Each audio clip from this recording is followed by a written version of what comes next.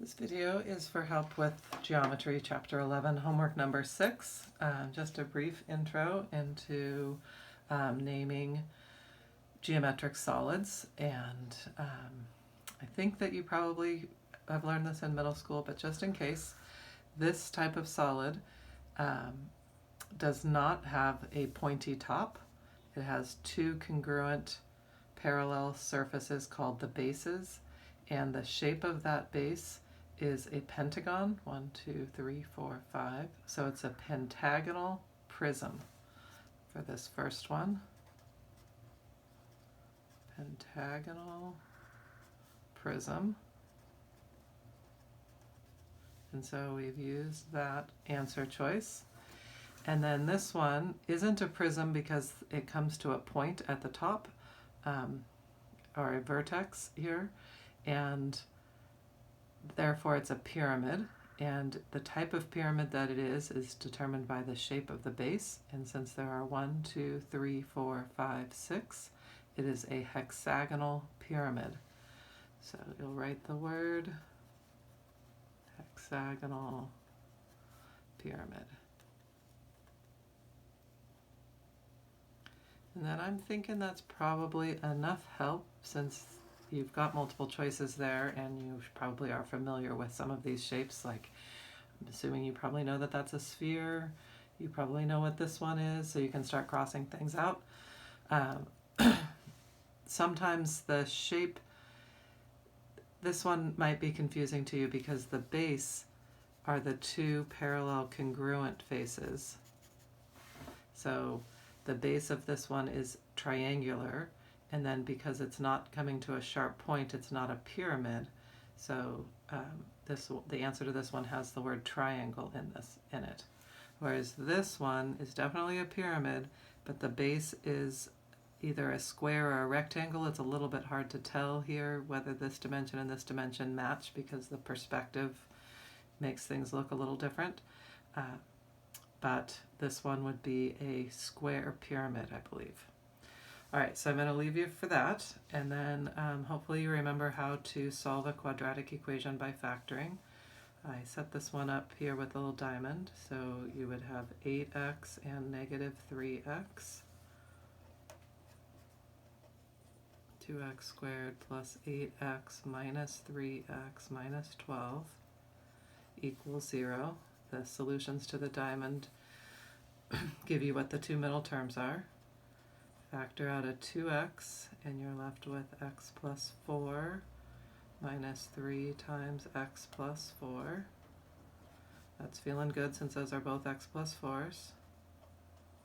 So 2x minus 3 times x plus 4. Do not skip. This step is essential. If you can get from the original question to the factored form without showing the steps in between, because you can just figure it out in your head, or you want to do this work on scratch paper, that's fine. But you need to have the original problem copied down if it were, out of the textbook. You definitely need the factored form. And then to finish, since it's an equation and we're looking for the solutions,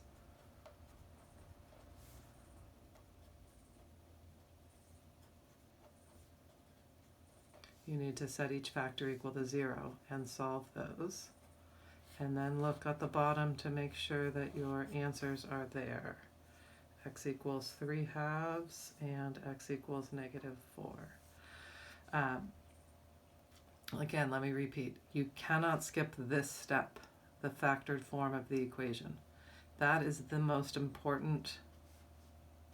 The question, the factored form, and the answers. If you're going to skip some other steps in between to make the problem quicker, that would be okay. Nobody really cares about seeing these steps.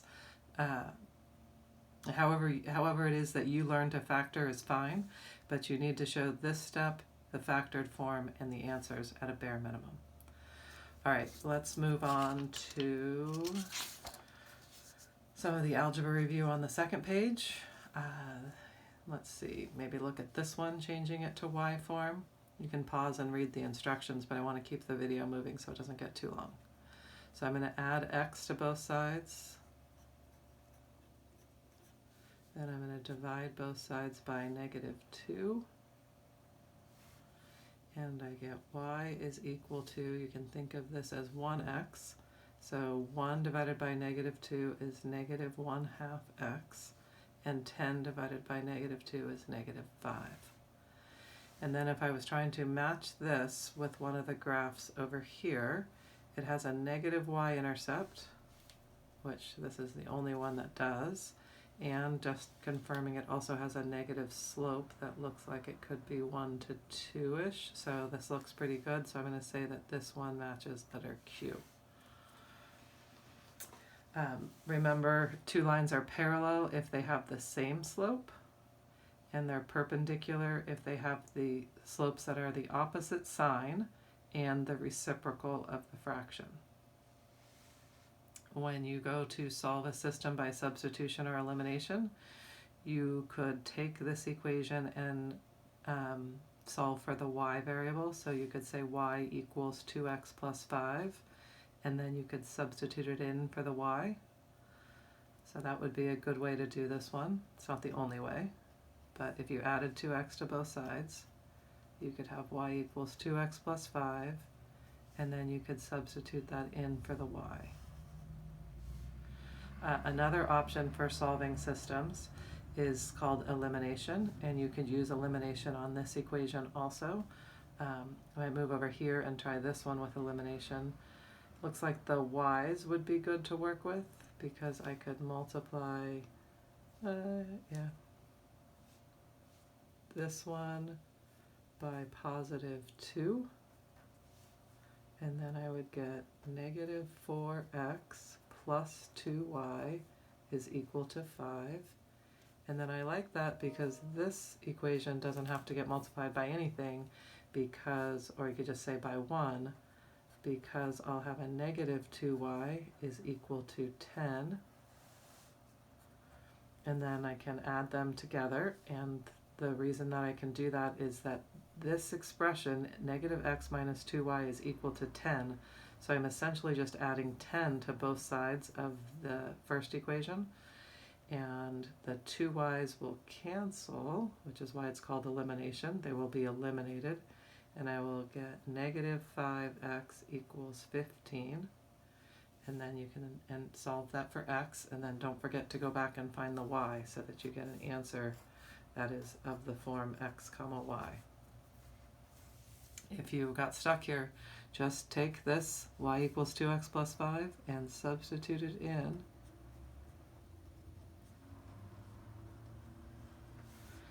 And then solve that and you'll have x, and then once you know what x is, you can substitute it back into any of these equations to find y. This one is probably the easiest.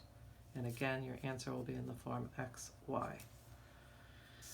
For number 14, you're supposed to find the slope of the line.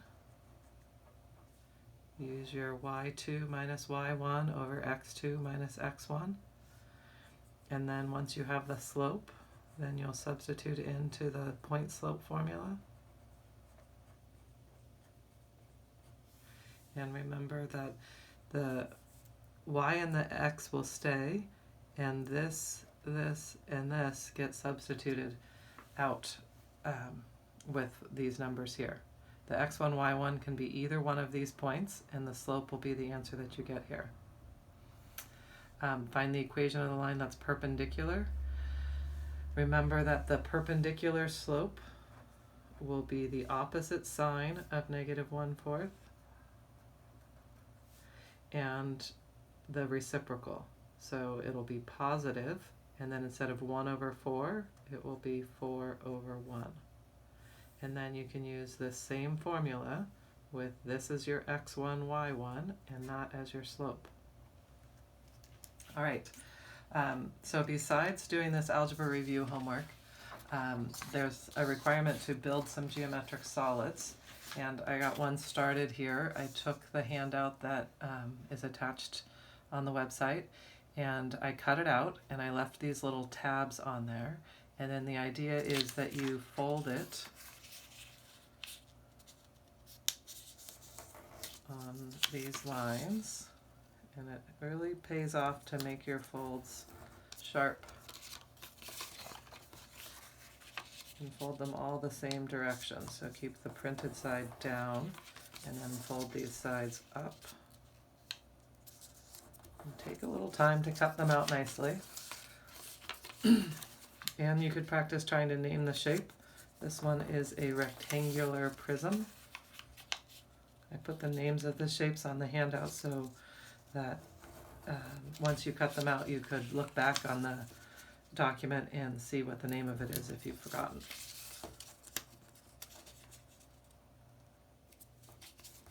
I think it will be very helpful to have these models around in your workspace when you're doing the homework that's going to come up this week and next week, so that if you get confused as to what shape is which, or sometimes it's just nice to see the model. And since we don't get to be in class, it'll just be good to have your own models to look at. So now I've got this, and it will fold up and become a rectangular prism. It's also kind of fun to color them, and you could take the time to try and glue it or tape it, but sometimes it's actually kind of nice if they can come back apart so that when you're finding the surface area you can really look at it. So you might not spend a lot of time making them secure. The paper itself and the little tabs will kind of help it stay together, and I think it's okay like that. But if you wanted to take just a little bit of glue or a little bit of tape, if you have that handy, you could even just glue this part right here and then press it together, and then you can still kind of get it to unfold, and you could probably peel it apart, but you can decide. If you don't have a printer and you want to make at least some of these, some are easier than others on graph paper. The ones that have all rectangular faces are definitely a good place to start with the graph paper. If it has a triangular face or a hexagonal face, it's a little bit hard to recreate the shape exactly right. And you have to be careful because I color coded this so you could see that these blue rectangles have to be congruent, and the green rectangles have to be congruent, and the red rectangles have to be congruent.